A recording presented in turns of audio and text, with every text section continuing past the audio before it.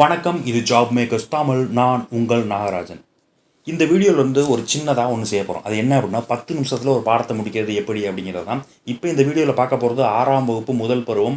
அதில் வாழ்த்து பாடல் தான் பார்க்க போகிறோம். ஸோ இதே மாதிரியே ஒவ்வொரு 10 நிமிஷத்துக்கும் ஒரு பாடத்தை முடிக்கணும் அப்படின்னா தொடர்ந்து நம்மளுடைய வீடியோவை நீங்கள் பார்க்கணும். அதுக்கு நீங்கள் ஒன்று தாங்க செய்யணும். உங்களோட செல்ஃபோனை ஆன் பண்ணி வச்சுட்டு காதில் ஹெட்செட்டை போட்டு நீங்கள் உங்கள் ரொட்டீன் ஒர்க்கை பார்த்துக்கிட்டே இருங்க. கண்டிப்பாக 10 நிமிஷத்தில் பாடம் முடிஞ்சு போயிடும். திருப்பி உங்களுக்கு தேவை அப்படின்னா நீங்கள் ரிவிஷன் பண்ணி கேட்டுக்குங்க. சரிங்களா? சரி, வாங்க நேரடியாக வீடியோக்குள்ளே போயிடலாம். டைம் வேஸ்ட் பண்ண வேணாம். திருவருட்பா, இதை இந்த பாட்டை எழுதுனது யார் அப்படின்னு சொல்லி பார்த்தீங்கன்னா ராமலிங்க அடிகளார் அப்படின்னு சொல்லுவாங்க. இந்த பாட்டை ஃபஸ்ட்டு வாசிச்சிட்றேன், அதுக்கப்புறம் மீனிங் சொல்கிறேன். கண்ணில் கலந்தான், கருத்தில் கலந்தான், என் எண்ணில் கலந்தே இருக்கிறான், பண்ணில் கலந்தான், என் பாட்டில் கலந்தான், உயிரில் கலந்தான், கருணை கலந்து. இந்த பாட்டில் என்ன ராமலிங்க அடிகளார் என்ன சொல்கிறார் அப்படின்னு சொல்லி பார்த்தீங்க அப்படின்னா, கண்ணில் கலந்த இறைவன் என் கருத்திலும் கலந்தான். அதாவது நான் என்ன நினைக்கிறேனோ அவன் ஃபுல்லாகவே பார்த்திங்கன்னா இறைவனை பற்றின எண்ணமாக தான் இருக்கும். என்னுடைய கருத்து ஃபுல்லாக இறைவனை பற்றினதாக தான் இருக்கும். நான் பாட்டு பாடணுன்னா அந்த பாட்டு கூட இறைவனுடைய பாட்டாக தான் இருக்கும். நான் ஒரு மியூசிக் போட்டேன், அதாவது இசையை அமைச்சேன் அப்படின்னா அது இறைவனுக்கான இசையாக தான் இருக்கும். ஏன்னா அவன் எனக்குள்ளேயே கலந்துருக்கான், கருணை நிறைந்த அந்த இறைவன் அப்படிங்கிறது தான் இதோட மீனிங். ஸோ பண் அப்படின்னா என்ன அப்படின்னா இசை. அதே மாதிரி எண்ணில் அப்படின்னா எண்ணத்தில் அப்படின்னு சொல்லி அர்த்தம். சரிங்களா? ஸோ அவ்வளோதான். உங்களுக்கு ராமலிங்க அடிகளாரை பற்றி நான் புதுசாக சொல்லணும்னு அவசியமே கிடையாது. ஏன்னா இவர் தான் பார்த்தீங்கன்னா வாடிய பயிரை கண்ட போதெல்லாம் வாடினேன் அப்படிங்கிற வார்த்தைகளுக்கு சொந்தக்காரர். இவரை பற்றி நீங்கள் நிறையா படிச்சிருப்பீங்க, இருந்தாலும் நான் சொல்ல வேண்டிய கடமைக்காக சொல்லிடுறேன். இவர் என்ன அப்படின்னு சொல்லி பார்த்தீங்க அப்படின்னா இவருடைய சிறப்பு பெயர் திருவருட்பிரகாச வள்ளலார்.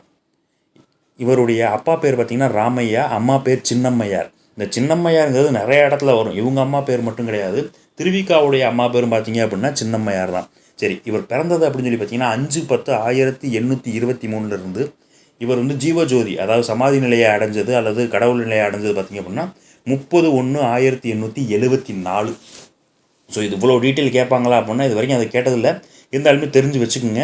திருவருட்பிரகாச வள்ளலார் அப்படிங்கிறவர் யாருன்னு கேட்பாங்க, ராமலிங்க அடிகளார். அதே மாதிரியே பார்த்தீங்கன்னா ஜீவகாருண்ய ஒழுக்கம், மனுமுறை கண்ட வாசகம், 2 நூலை எழுதியிருக்காருங்க. ஜீவகாருண்ய ஒழுக்கம், மனுமுறை கண்ட வாசகம். இவருடைய பாடல்களை ஃபுல்லாக திருவருட்பா அப்படிங்கிறதா அவங்க தொகுத்து வச்சுருக்காங்க. சரிங்களா? ஸோ இவ்வளோ தான் கேட்பாங்க. அதிகபட்சமாக கேட்டோம்னா வடலூரில் சத்திய தர்மசாலையை நிறுவி பசிச்சவங்களுக்கு ஃபுல்லாக சோறு போட்டுக்கிருக்கார். ஸோ அந்த சத்திய தர்மசாலை உள்ள ஊர் எது அப்படின்னா வடலூர். இவர் தான் பார்த்தீங்க அப்படின்னா உணவளிக்கிறதுக்காக அறச்சாலையும், அறிவளிக்கிறதுக்காக ஞானத்தை அளிக்கிறதுக்காக ஞானசாலையும் நிறுவனவர். சரிங்களா?